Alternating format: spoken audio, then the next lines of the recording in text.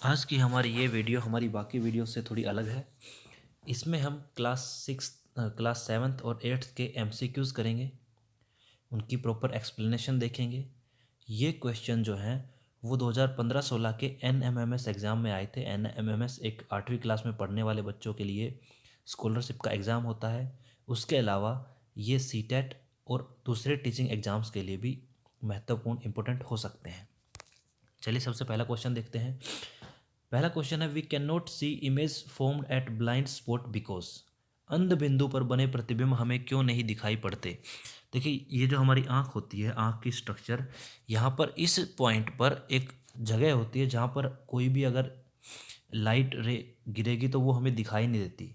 इसको हम blind spot या फिर अंध बिंदु कहते हैं। उसका रीज़न ये है कि यहाँ पर कोई भी सेंसरी सेल्स नहीं होती, अर्थात तंत्रिका संवेदी कोशिकाएं इसमें नहीं पाई जाती। तो यहाँ पर सही ऑप्शन हो जाएगा option number 3, it has no sensory cells. क्योंकि पूरे रेटिना पर सेंसरी सेल्स होती हैं, केवल ब्लाइंड स्पॉट के ऊपर कोई भी सेंसरी सेल्स नहीं होती है, इसलिए इसका आंसर है ऑप्शन नंबर 3। इसके बाद अगला है, in dispersion of light by prism the coloured light which bend the least is. श्वेत प्रकाश के प्रिज्म द्वारा विक्षेपण में सबसे कम विक्षेपित होने वाला वर्ण कौन सा है। देखो, जब सफ़ेद लाइट प्रिज्म पे गिरती है तो वो 7 अलग अलग रंगों में बटती है, जिसमें सबसे नीचे वॉयलेट और सबसे ऊपर रेड होता है। आप यहाँ अगर ध्यान से देखो तो वॉयलेट सबसे ज़्यादा बैंड हो रहा है और रेड सबसे कम बैंड हो रहा है। तो यहाँ पर जो क्वेश्चन पूछा है वो ये पूछा है कि सबसे कम बैंड होने वाली लाइट कौन सी है। तो यहाँ पर आंसर आएगा रेड, लाल। इसके बाद next question, the message of image formation on retina of eye is convey to brain by. आंख के रेटिना पर प्रतिबिंब बनने की सूचना मस्तिष्क तक कौन पहुंचाता है। देखिए, आंख के अंदर जो ये आपको दिख रहा है, यहाँ पर ऑप्टिक नर्व होती है, अर्थात प्रकाशिक तंत्रिकाएं होती हैं। वो जो इमेज बनती है रेटिना पर, उनको इलेक्ट्रिकल सिग्नल्स के रूप में हमारे माइंड तक लेके जाती हैं। तो इसका आंसर आएगा ऑप्टिक नर्व, प्रकाशिक तंत्रिका। यही होती है जो इमेज फॉर्मेशन की जो इंफॉर्मेशन है उसको ब्रेन तक लेके जाती है। इसका आंसर है ऑप्टिक नर्व। नेक्स्ट है, सिनेमेटोग्राफी मेक्स यूज ऑफ। चलचित्र की उपयोग करती है। देखिए, सिनेमेटोग्राफी के बारे में हमारा जो ये लाइट वाला चैप्टर है, इसी से ये क्वेश्चन है। वहाँ पर एक चीज़ बताई गई थी कि आँख के ऊपर अगर हम कोई ऑब्जेक्ट को हटा लेते हैं तो उसके बाद भी उसका इम्प्रेशन रहता है रेटिना पर लगभग 1/16 सेकेंड तक। इसी का यूज़ करके जो सिनेमेटोग्राफी है उसको बनाया जाता है। उसमें क्या करते हैं कि 24 इमेज दिखाई जाती हैं, लगभग 24 इमेज पर सेकंड की रेट से हमारी आंखों के सामने इमेज जाती है। तो वो हमें पिक्चर के रूप में ना दिख के, एक फ़ोटो के रूप में ना दिख के, वो वीडियो की जैसा दिखती है। इसी को सिनेमेटोग्राफी में यूज़ किया जाता है। तो यहाँ पर इसका आंसर आएगा option number 3, persistence of vision, दृष्टि की सततता का। अर्थात इसका मतलब है कि जो इमेज होती है हमारे रेटिना पर, उसका इम्प्रेशन जो है वो 1/16 सेकेंड तक रहता है। इसी को हम कहते हैं परसिस्टेंस ऑफ विजन। इसी का यूज़ किया जाता है सिनेमेटोग्राफी में। ठीक है, तो इसका आंसर आएगा ऑप्शन नंबर 3। अगला क्वेश्चन है, a ray of light strikes the surface of mirror at an angle of 30 degree with the mirror. In this position angle of reflection is. प्रकाश की एक किरण दर्पण तल पर दर्पण से 30 डिग्री के कोण पर पड़ती है। इस स्थिति में परावर्तन कोण क्या होगा। देखो, इसको समझने के लिए हम एक डायग्राम बनाते हैं। ये एक दर्पण है, दर्पण को हम इस तरह से दिखाते हैं। यहाँ पर एक रे आई, इंसिडेंट रे। उस इंसिडेंट रे ने यहाँ पर 30 डिग्री का एंगल बनाया इस मिरर के साथ, जो कि हमें यहाँ पे दिया हुआ है। तो हम लॉ ऑफ रिफ्लेक्शन जानते हैं कि जो इंसिडेंट रे आएगी, यहाँ पर हम एक नॉर्मल खींच लेते हैं। नॉर्मल का मतलब होता है ये नॉर्मल इस मिरर के साथ 90 डिग्री का एंगल बनाएगा और फिर यहाँ पर लाइट इससे रिफ्लेक्ट होने के बाद चली जाएगी, उसको रिफ्लेक्टेड रे कहते हैं। तो लॉ ऑफ रिफ्लेक्शन कहता है कि ये जो एंगल है इसको एंगल आई, ये एंगल आर होता है, और एंगल ऑफ इंसिडेंस और एंगल ऑफ रिफ्लेक्शन दोनों इक्वल होते हैं। तो हम यहाँ पर सबसे पहले निकालेंगे कि इस आई एंगल की वैल्यू कितनी होती है। उसको निकालने के लिए हम क्या कर सकते हैं, देखिए यहाँ पर जो ये एंगल बन रहा है इस नॉर्मल और इस मिरर के बीच में वो 90 डिग्री है, और ये वाला एंगल 30 डिग्री है। तो 90 में से अगर 30 सब्ट्रैक्ट करेंगे तो हमारे पास एंगल ऑफ इंसिडेंस की वैल्यू आ जाएगी 60 डिग्री। ठीक है, और हमसे पूछा है एंगल ऑफ रिफ्लेक्शन, और लॉ ऑफ रिफ्लेक्शन कहता है कि इंसिडेंस का एंगल रिफ्लेक्शन के एंगल के बराबर होता है, तो इसकी वैल्यू भी आ जाएगी 60 डिग्री। तो यहाँ पर इसका आंसर आएगा 60 डिग्री, 60 डिग्री। ठीक है, ये क्वेश्चन है। इसके बाद अगला क्वेश्चन है हमारे पास, When Earth crosses the tail of a comet, swarms of meteors are seen which are called।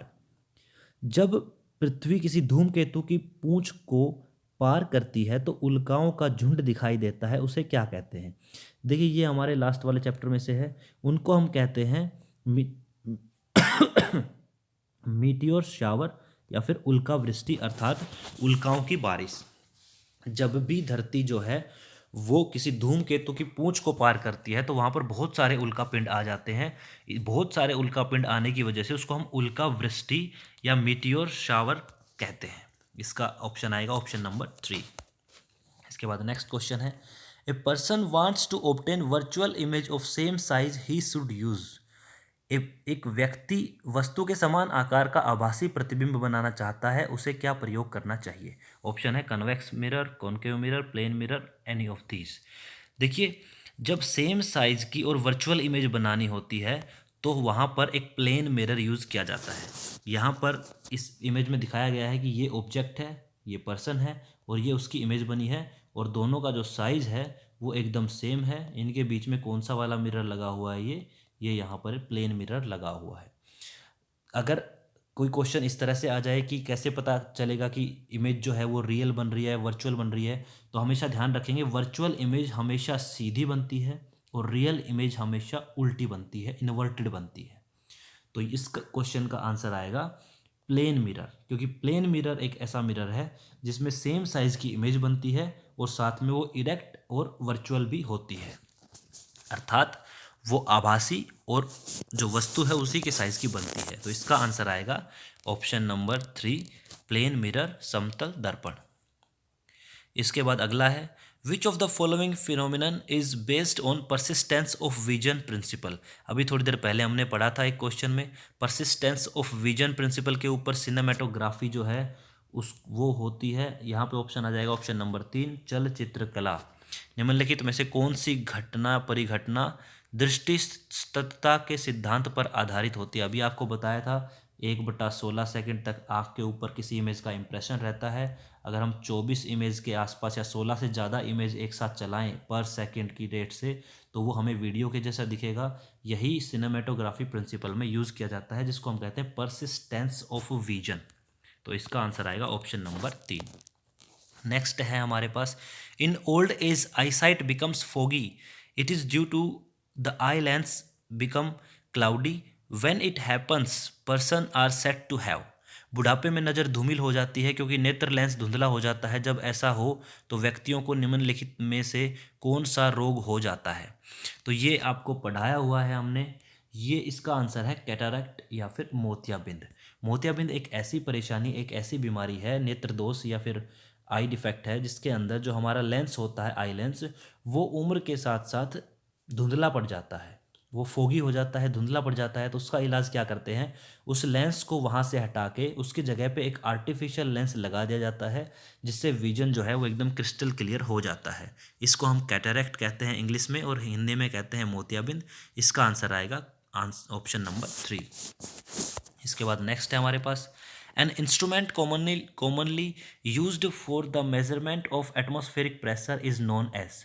वायुमंडलीय दाब को मापने के लिए इनमें से कौन सा संयंत्र प्राय प्रयोग किया जाता है। तो देखिए वायुमंडलीय दाब को नापने के लिए जो इंस्ट्रूमेंट हम यूज़ करते हैं वो होता है बैरोमीटर, वायु दाब मापी या फिर बैरोमीटर। देखिए इन चारों का मतलब मैं आपको बताता हूँ। मैनोमीटर जो है वो नॉर्मल प्रेशर को नापने के लिए यूज़ किया जाता है, जिसको हम प्रेशर गेज भी कहते हैं। बैरोमीटर इन्वायरमेंट जो हमारा एटमॉस्फेरिक जो प्रेशर होता है उसको नापने का काम करता है। कैलोरीमीटर से हीट एंड टेम्परेचर को नापा जाता है, एनर्जी को नापा जाता है, और पोटेंशियोमीटर से पोटेंशियल डिफरेंस को नापा जाता है। तो यहाँ पर हमारे क्वेश्चन का आंसर आएगा बैरोमीटर, क्योंकि बैरोमीटर है जो एटमॉस्फेरिक प्रेशर को नापने का काम करता है। इसके बाद नेक्स्ट क्वेश्चन है, refrigerators are good example of. Refrigerator जो फ्रिज होते हैं निम्नलिखित में से किसका एक अच्छा उदाहरण है। यहाँ पर जो हीट ट्रांसफ़र का प्रिंसिपल है, 3 प्रकार की हीट ट्रांसफ़र होती है, कंडक्शन, कन्वेक्शन और रेडिएशन। कंडक्शन अक्सर सॉलिड्स में होता है, कन्वेक्शन लिक्विड्स और गैसेज में होता है, और रेडिएशन वहाँ पर होता है जहाँ पर कोई मीडियम नहीं होता है। तो फ्रिज के अंदर जो प्रिंसिपल काम करता है वो कन्वेक्शन होता है, जिसको हिंदी में संवहन कहते हैं। संवहन या कन्वेक्शन का जो एप्लीकेशन है वो गैस और लिक्विड्स के ऊपर होता है। फ्रिज में क्या होता है, जो गैस होती है जो चीज़ों को ठंडा करती है, जैसे पुराने टाइम में सीएफसी यूज़ किया जाता था, उसकी तरह आजकल जो एक अल्टरनेटिव गैस यूज़ की जाती है, तो उस गैस की वजह से फ्रिज के अंदर रखी हुई सारी चीज़ें जो हैं वो ठंडी होती हैं। इसीलिए जो फ्रिज के अंदर जो प्रिंसिपल काम करता है हीट ट्रांसफ़र का, वो कन्वेक्शन होता है, जिसको हिंदी में हम संवहन कहते हैं। ठीक है, इसके बाद अगला है, if we increase the pressure the volume of the gas would. यदि हम दाब बढ़ाते हैं तो गैस का आयतन, देखिए दाब प्रेशर अगर बढ़ाएंगे तो उसका आयतन जो है, गैस का आयतन जो है वो हमेशा डिक्रीज होता है, घट जाता है। आप जो सिलेंडर देखते हैं अपने घरों में, वो हाई प्रेशर के ऊपर उस गैस को स्टोर किया जाता है। हाई प्रेशर की वजह से वो इतनी सारी गैस जो है वो एक छोटे से सिलेंडर में स्टोर हो जाती है। इसका मतलब ये है कि प्रेशर देने से जो गैस का वॉल्यूम है वो कम हो जाता है। अगर प्रेशर रिलीज करेंगे, अगर क्वेश्चन आ जाए कि प्रेशर अगर घटा दें तब उसके वॉल्यूम पे क्या इफेक्ट पड़ेगा, अगर प्रेशर अगर हम छोड़ दें, उसके ऊपर से हटा दें, तो वो उसका जो वॉल्यूम है वो इंक्रीज होगा। इसका मतलब है प्रेशर और जो वॉल्यूम है वो आपस में इन्वर्सली प्रोपोर्शनल होते हैं। अगर वॉल्यूम बढ़ा तो प्रेशर घटेगा, या फिर हम कहें कि अगर प्रेशर बढ़ा तो वॉल्यूम घटेगा। ठीक है, यहाँ पे ये बात ध्यान रखेंगे। इसका आंसर आएगा ऑप्शन नंबर 2। इसके बाद नेक्स्ट है, cellulose is made up of the simple carbohydrate unit of. Cellulose किस सरल कार्बोहाइड्रेट इकाई से बना होता है। ये भी हमारे 8वीं क्लास के चैप्टर से है, जो संश्लेषित रेशे और प्लास्टिक वाला चैप्टर है, वहाँ से ये सवाल है। एक छोटा सा नोट बना के दिया हुआ था। देखिए सेल्यूलोज जो है वो ग्लूकोज की छोटी छोटी यूनिटों से मिलके बनता है। इसका मतलब ये है कि जो सेल्यूलोज है उसका जो छोटा मोनोमर है वो ग्लूकोज होता है, ग्लूकोज। ग्लूकोज से मिल के सेल्यूलोज बनता है, तो हमारा इसका आंसर आ जाएगा ग्लूकोज। इसके बाद नेक्स्ट है, the polymer used for making ropes for rock climbing is. निम्न में से किस बहुलक का उपयोग चट्टानों पर चढ़ने हेतु रस्सी बनाने के लिए किया जाता है। देखिए इसका आंसर आएगा नायलॉन। ये भी हमारे संश्लेषित रेशे जो है सिंथेटिक फाइबर वाले चैप्टर से है, 8वीं क्लास से। नायलॉन की रस्सियाँ बहुत मजबूत होती हैं, इसलिए इनको जो चट्टान चढ़ने वाले जो लोग होते हैं, रॉक क्लाइंबिंग वाले जो लोग होते हैं, वो इसको इस्तेमाल करते हैं। रेयन से कपड़े वगैरह बनाए जाते हैं, पीवीसी प्लास्टिक की बहुत सारी चीज़ें होती हैं, पॉलीथीन तो आप अच्छे से जानते ही हो। तो इसका आंसर आएगा नायलॉन। नायलॉन की रस्सियाँ बहुत मजबूत होती है, इसलिए इनको रॉक क्लाइंबिंग के लिए यूज़ किया जाता है। इसके बाद है, when a copper vessel is expose to moist air for long it acquires a dull green coating. The green material is a mixture of.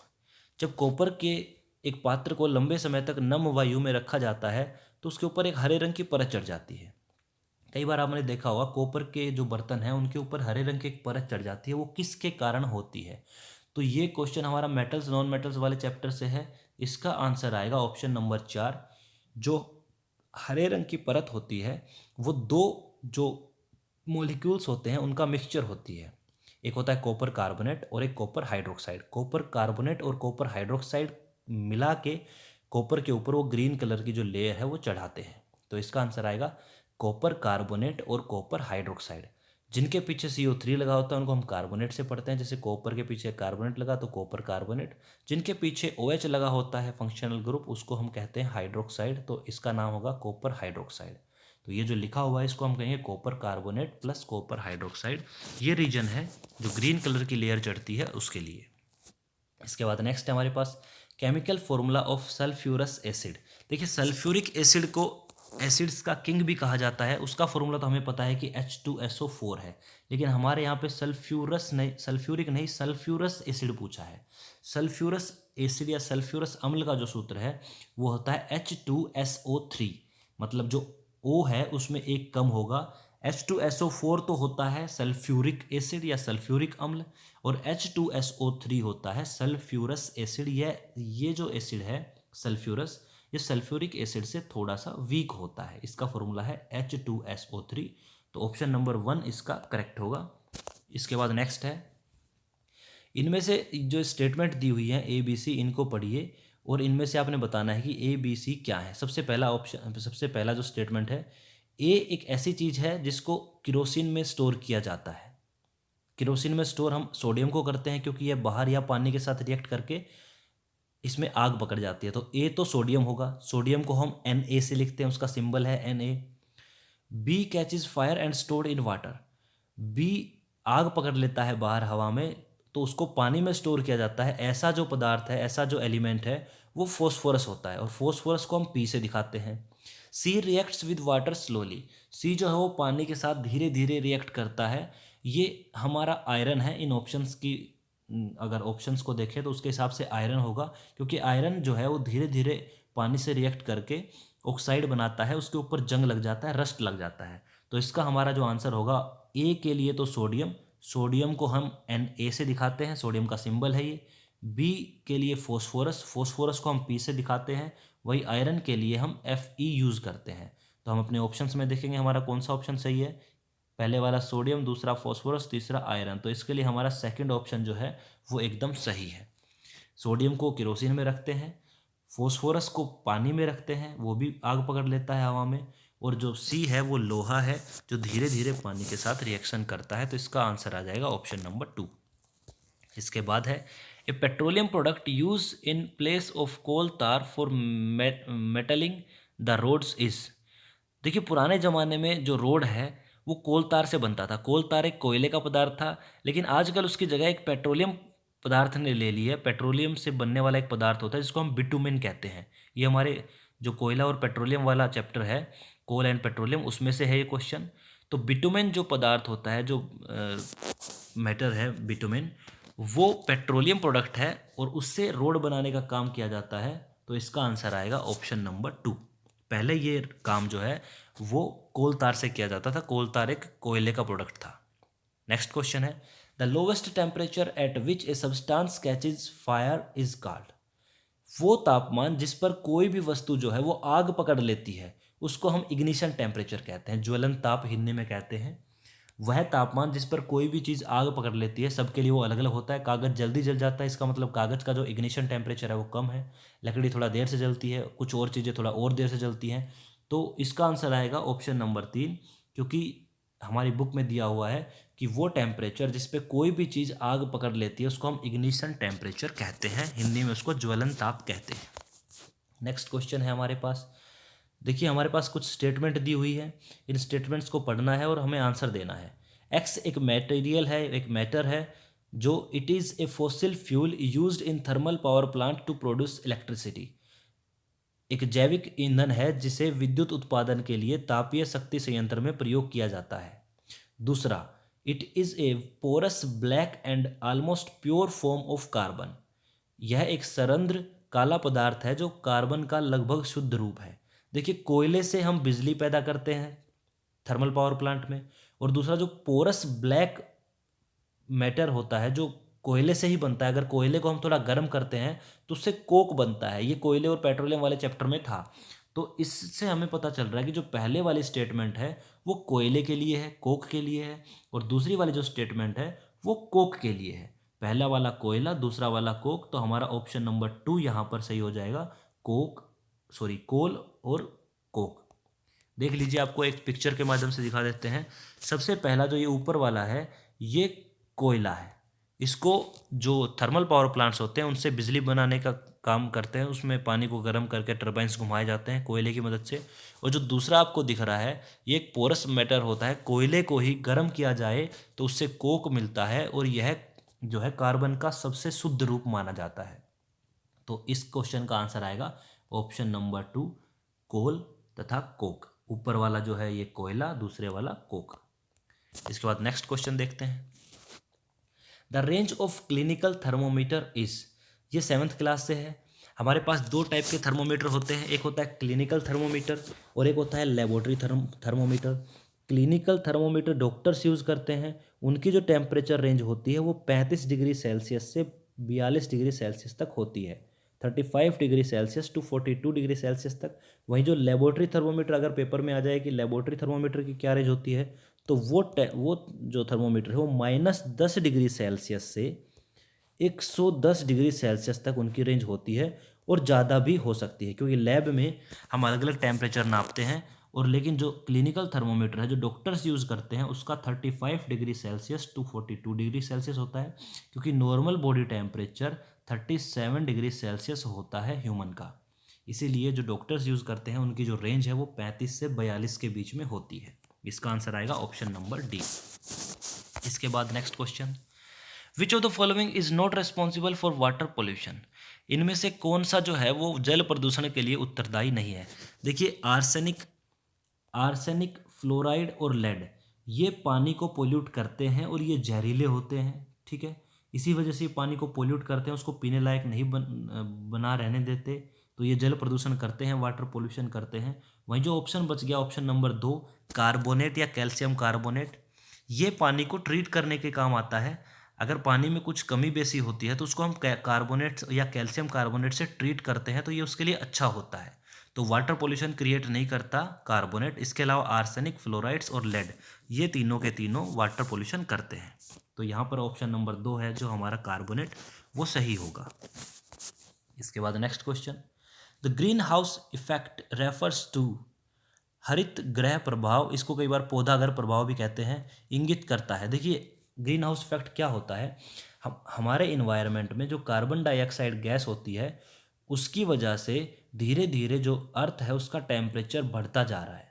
Reason क्या है, जब सनलाइट आती है अर्थ पे, तो आने के बाद जब वो वापस जाती है रिफ्लेक्ट होके, तो जो कार्बन डाइऑक्साइड की लेयर है वो उसको वापस नहीं जाने देती, जिसकी वजह से धीरे धीरे जो अर्थ का टेम्परेचर है वो बढ़ रहा है। इसको हम ग्रीन हाउस इफेक्ट कहते हैं। तो हम अपना ऑप्शन ढूंढते हैं इनमें से कौन सा है।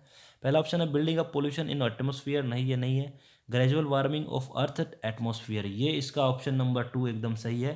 पृथ्वी के वातावरण का धीरे धीरे गर्म होना जो है वो ग्रीन हाउस इफेक्ट कहलाता है, gradual warming of earth's atmosphere. इसका रीजन क्या है, इसका रीजन है कार्बन डाइऑक्साइड गैस जो है उसकी मात्रा धीरे धीरे हमारे इन्वायरमेंट में बढ़ती हुई जा रही है।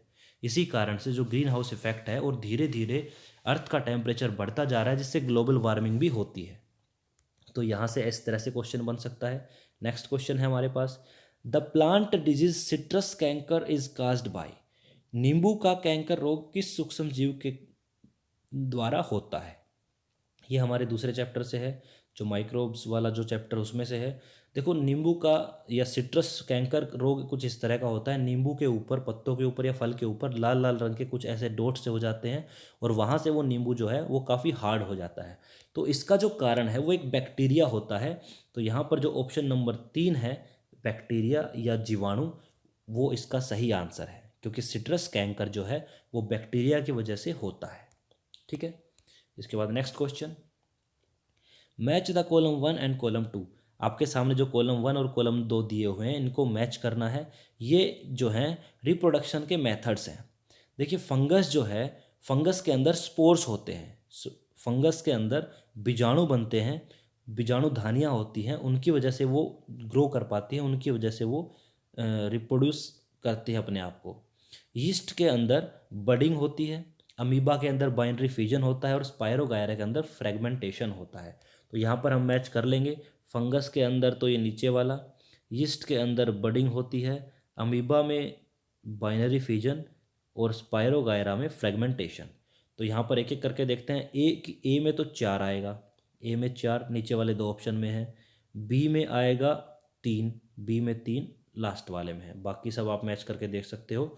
इसका आंसर आएगा option number 4। Next question, how does low concentration of iodine in pond affects life cycle of frog. तालाब के जल में आयोडीन की कमी का मेंढक के जीवन चक्र पर कैसे प्रभाव पड़ता है। देखो, मेंढक का जो जीवन चक्र है वो कुछ इस तरह से होता है। मादा मेंढक पानी में अपने अंडे छोड़ती है, नर मेंढक उसके ऊपर अपने शुक्राणु छोड़ता है, जिसकी वजह से सबसे पहले टैडपोल का निर्माण होता है। उसके बाद धीरे धीरे वो ग्रो करके एक वयस्क मेंढक बनता है।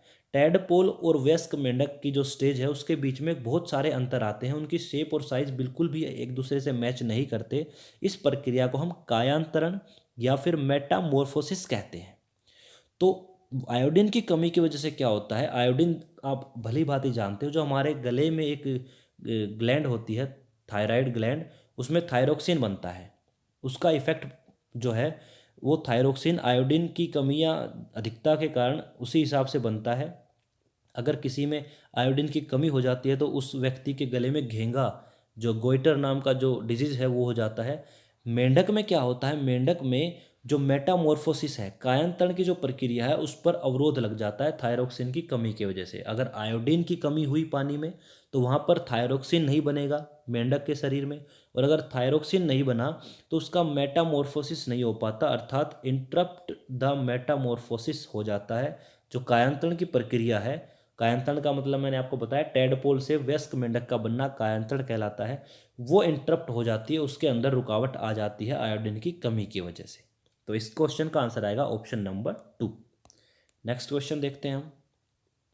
Which of the following is an example of rabi crop?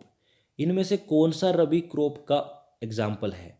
Rabi crop जैसे गेहूं सरसों होती है, उसके अलावा खरीफ जो है उसमें धान, मक्का, मूंगफली, बाजरा आदि होते हैं। तो इसमें हमारे पास चार ऑप्शन हैं। चार ऑप्शन में देखिए मक्का, धान और मूंगफली है, बीच में एक ऑप्शन रह गया, ऑप्शन नंबर 3 अलसी, जिनको हम लिनसीड कहते हैं। लिनसीड से रस्सियाँ, जूट बैग टाइप की चीज़ें, इस टाइप की चीज़ें बनाई जाती हैं। ये हमारी एक रबी फसल है, जो है रबी क्रॉप है। इसके अलावा जो बाकी सभी हैं तीनों के तीनों, मक्का, धान, मूंगफली या मेज़, पैडी और ग्राउंडनट, ये खरीफ क्रॉप है। तो इसका आंसर आएगा लिनसीड और अलसी। Next question. Combination of cell components are given below. चार अलग अलग कॉम्बिनेशन दिए हुए हैं नीचे। Choose the option from the following which is correct for plant cells. हमने ये बताना है कि इनमें से कौन से जो ग्रुप्स हैं वो प्लांट सेल के लिए सही हैं। तो देखिए सेल वॉल और प्लास्टिड ये प्लांट सेल में होते हैं, कोशिका भित्ति और प्लास्टिड होते हैं। Cell wall and cell membrane ये भी होते हैं प्लांट सेल में। प्लास्टिड एंड न्यूक्लियस ये भी होते हैं प्लांट सेल में। लेकिन जो सेल मेम्ब्रेन और सेंट्रोसोम, ये जो सेंट्रोसोम वाला पार्ट है, ये प्लांट सेल में नहीं पाया जाता।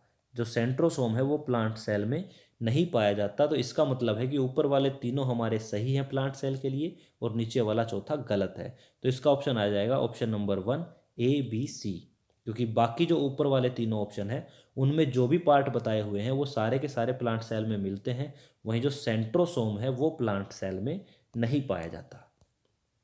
Next question. Which component of air is fixed by blue green algae to increase soil fertility? नील हरित शैवाल द्वारा वायु के किस अवयव का स्थिरीकरण कर मृदा की उर्वरता में वृद्धि की जाती है? तो देखिए नील हरित शैवाल या फिर एक बैक्टीरिया होता है जिसका नाम है राइजोबियम, ये दोनों के दोनों जो हमारी वायुमंडल के अंदर जो इन्वायरमेंट में नाइट्रोजन है, जो इस रूप में होती है N2 के रूप में, उसको फिक्स करके नाइट्रेट और नाइट्राइट के रूप में इसको चेंज कर देते हैं। इसको हम कहते हैं नाइट्रोजन फिक्सेशन। तो ये नाइट्रोजन फिक्सेशन कौन करता है? एक तो ब्लू ग्रीन एल्गी करती है और दूसरा कुछ बैक्टीरिया करते हैं। तो इसका आंसर आएगा option number 2 nitrogen. Next question. The hormone which helps the body to adjust the stress is. देखिए हमारे शरीर के अंदर बहुत सारे हार्मोन्स होते हैं जो बहुत सारी ग्लैंड्स या ग्रंथियों द्वारा निकाले जाते हैं। उनमें से एक हार्मोन होता है जो हमारे शरीर का स्ट्रेस लेवल जो है उसको एडजस्ट करता है, उसको कम करता है। तो वो हमारे 8वीं क्लास में एक चैप्टर है एडोलसेंस वाला, उसके अंदर आता है। इसका आंसर है ऑप्शन नंबर 4 एड्रेनलिन। जो हाइड्रोन है, जो हार्मोन है, वो हमारे स्ट्रेस लेवल को मेंटेन करता है। जो बाकी के 3 हार्मोन है जैसे कि थायरोक्सिन है, वो हमारे हमारे जो गले में थायराइड ग्लैंड होती है उससे निकलता है। ग्रोथ हार्मोन हमारी ग्रोथ के लिए रिस्पॉन्सिबल होता है। टेस्टोस्टेरोन जो है ये एक मेल हार्मोन होता है जो टेस्टिकल्स से निकलता है। तो यहाँ पर केवल एक ही ऑप्शन है एड्रेनलिन। ये जो एड्रेनलिन जो हार्मोन है ये हमारे स्ट्रेस लेवल को कम करता है और इसकी जो ग्लैंड होती है वो हमारी किडनी के ऊपर मिलती है। इसके बाद नेक्स्ट है हमारे पास the species of plants and animals which are found exclusively in a particular area are called. पौधों और जानवरों की वे प्रजातियां जो केवल एक ही मुख्य क्षेत्र में पाई जाती हैं। ये हमारे स्पीसीज वाले चैप्टर में से है 8वीं क्लास से। ऐसी स्पीसीज जो केवल एक ही क्षेत्र में पाई जाती हैं उनको हम विशेष क्षेत्रीय प्रजातियां या फिर एंडेमिक स्पीसीज कहते हैं। ये 8वीं के ही एक चैप्टर में से है हमारे में, जिसमें जीव जीव और उसके प्रीवियस के बारे में बताया हुआ है। तो वो प्रजातियां जो केवल एक विशेष क्षेत्र में पाई जाती है उनको कहते हैं विशेष क्षेत्रीय प्रजातियां या फिर एंडेमिक स्पीसीज। तो इसका आंसर आएगा ऑप्शन नंबर 4। नेक्स्ट क्वेश्चन हमारे पास, what will be the number of chromosomes in pollen grains of a plant having 24 chromosomes in its leaf cell. पौधों के पराग कणों में गुणसूत्रों की संख्या बताइए यदि इस पौधे की पत्ती की कोशिका में 24 गुणसूत्र होते हैं। देखिए ये बड़ा टेक्निकल सा क्वेश्चन है, इसको हम थोड़ा सा एक्सप्लेन करते हैं। जहाँ पर भी सेक्सुअल रिप्रोडक्शन होता है वहाँ पर गैमेट्स बनते हैं, मेल गैमेट और फीमेल गैमेट। और मेल गैमेट और फीमेल गैमेट की जो सेल होती है उनकी खास बात ये होती है वो हैप्लॉइड सेल्स होती हैं। उनके अंदर जो क्रोमोसोम्स होते हैं उनकी संख्या नॉर्मल सेल से आधी होती है। जैसे यहाँ पर बोला है कि जो पत्ती है जो लीफ है उसके अंदर 24 क्रोमोसोम्स हैं। तो इसका मतलब ये हुआ वो 24 में से 12 जो हैं वो मेल गैमेट से आए हैं, 12 जो हैं वो फीमेल गैमेट से आए हैं। और प्लांट्स के अंदर जो मेल गैमेट है उसको हम कहते हैं पोलन ग्रेन्स या फिर परागकण। तो 12 आए हैं परागकण से, वहीं जो 12 हैं वो आए हैं एग सेल से जो फीमेल गैमेट होता है। तो यहाँ पर इसने पूछा था कि पोलन ग्रेन्स के अंदर कितने क्रोमोसोम्स होंगे अगर लीफ सेल के अंदर 24 हैं। तो ऐसे सवाल में हम सीधा आधा कर देंगे, 12 होंगे मेल से, 12 होंगे फीमेल से, और पोलन ग्रेन या फिर परागकण मेल वाला पार्ट है। तो इस क्वेश्चन का आंसर आएगा ऑप्शन नंबर 3 12। इसी क्वेश्चन को कई बार ऐसे भी पूछ सकता है कि कई बार क्या होता है जैसे कि जो मनुष्य के अंदर होता है मेल गैमेट जिसको हम शुक्राणु कहते हैं, फीमेल गैमेट जिसको हम अंडाणु कहते हैं। तो इंसान के अंदर जो बाकी के सेल होती है सोमेटिक सेल्स जो हमारे शरीर की सेल्स होती है उसके अंदर 46 क्रोमोसोम्स होते हैं या 23 पेयर होते हैं। तो उनमें से जो 23 क्रोमोसोम्स हैं वो मेल से आते हैं और जो 23 क्रोमोसोम्स हैं वो फीमेल से आते हैं। ठीक है, तो इस टाइप का क्वेश्चन आपसे पेपर में पूछा जा सकता है। इस क्वेश्चन का आंसर आएगा 12। अगर ऐसा कोई सवाल पूछ ले तो उसका सीधा हम आधा करके उसका आंसर निकाल सकते हैं। नेक्स्ट क्वेश्चन है हमारे पास, सम ऑफ एग्रीकल्चरल प्रैक्टिसेस आर। नीचे कुछ कृषि पद्धतियाँ दी हुई हैं जैसे खरपतवार को हटाना, बुआई, उर्वरक मिलाना, मिट्टी की भुरभुरा बनाना, removing weeds, sowing, adding fertilisers, loosening the soils. आपको ये बताना है कि जो एक हो नाम का एक इंस्ट्रूमेंट यूज़ करते थे, हम एक टूल यूज़ करते थे जिसको हिंदी में कुदाल कहते हैं, उसको इन चारों में से किस किस में इस्तेमाल किया जा सकता है।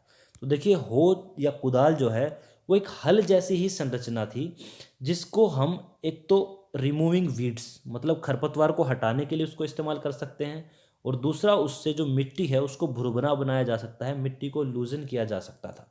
उसके लिए हम कुदाल या फिर हो का इस्तेमाल करते थे। बाकी जो बीज बोने के लिए हम सीड ड्रिल इस्तेमाल करते थे और एडिंग फर्टिलाइजर के लिए हम अलग अलग मेथड्स यूज़ करते थे। तो इसका ये ऊपर वाले जो दोनों है ए और डी ये दोनों सही होंगे कुदाल के लिए। तो इसके लिए हमारा जो ऑप्शन है करेक्ट वो है चौथा ऑप्शन ए एंड डी, इसका करेक्ट ऑप्शन है ऑप्शन नंबर 4। नेक्स्ट क्वेश्चन है हमारे पास, which of the following is not a food preservative. निम्न में से कौन भोजन परिरक्षक नहीं है। देखिए फूड को भोजन को जो हार्मफुल बैक्टीरिया या हार्मफुल जो माइक्रोब्स है उनसे बचाने के लिए उनके अंदर कुछ हम केमिकल्स भी डालते हैं, कुछ नेचुरल चीज़ें डाल के भी उनको बचा के रखते हैं। उन सबको हम कहते हैं फूड प्रिजर्वेटिव, अर्थात वो खाने को बैक्टीरिया या फिर जो माइक्रोब्स हैं सूक्ष्म जीव हैं उनसे बचा के रखते हैं। तो इसमें सोडियम मेटाबाइसल्फेट ये एक प्रिजर्वेटिव होता है। सोडियम क्लोराइड नमक को कहते हैं, इसको भी एक प्रिजर्वेटिव के रूप में हम यूज़ करते हैं। सोडियम बेंजोएट भी एक प्रिजर्वेटिव है जो केमिकल है। यहाँ पर एक ऑप्शन बचता है last sodium carbonate. Sodium carbonate जो है Na2CO3 ये एक प्रिजर्वेटिव की तरह काम में नहीं लिया जाता। उसके अलावा बाकी के तीनों ऑप्शन जो हैं, सोडियम मेटाबाइसल्फेट, सोडियम क्लोराइड और सोडियम बेंजोएट, ये फूड प्रिजर्वेटिव की तरह यूज़ किए जाते हैं। ठीक है। इससे इस क्वेश्चन को इस तरह से भी पूछा जा सकता है कि जैसे इसमें तो पूछा कि विच of the following is not a food preservative. अगर आपसे पूछ ले कि विच of the following is a food preservative, और फिर इसमें कोई एक ऑप्शन दे दे सोडियम बेंजोएट, बाकी तीन कोई भी और ऑप्शन दे दे जो फूड प्रिजर्वेटिव नहीं है, तो इसका आंसर जब आप क्या करोगे, सोडियम बेंजोएट। तो ध्यान रखेंगे ये तीनों चीज़ें, sodium metabisulphite, sodium chloride, sodium benzoate, जो है वो फूड प्रिजर्वेटिव या भोजन के परिरक्षक हैं। इसके अलावा भी बहुत सारी चीज़ें हैं, जैसे कि तेल है, विनेगर है, सिरका है, ठीक है, उसके अलावा चीनी है, ये सब भी फूड प्रिजर्वेटिव की तरह काम करते हैं। ये भी हमारे चैप्टर नंबर 2 से क्वेश्चन था। इसके बाद लास्ट क्वेश्चन हमारा इस वीडियो का, डोली the famous animal was a, प्रसिद्ध जानवर डोली क्या था। ये क्वेश्चन जो है, ये जो हमारा रिप्रोडक्शन इन एनिमल्स का चैप्टर है, 9th चैप्टर है क्लास 8th का, उसके अंदर सबसे लास्ट में क्लोनिंग के बारे में कुछ बताया हुआ था। उसके अंदर डोली एक शिप थी। देख लीजिए इस पिक्चर में, कुछ ऐसी पिक्चर आपकी बुक में है। सबसे ये जो दो हैं, इनकी मदद से इसको तैयार किया गया था, डोली को। इस डोली की जो करेक्टरिस्टिक्स हैं वो बिल्कुल इसके साथ मिलते थे, फिन डोरसेट जो भेड़ थी उसके साथ। तो डोली एक क्लोन्ड शिप थी।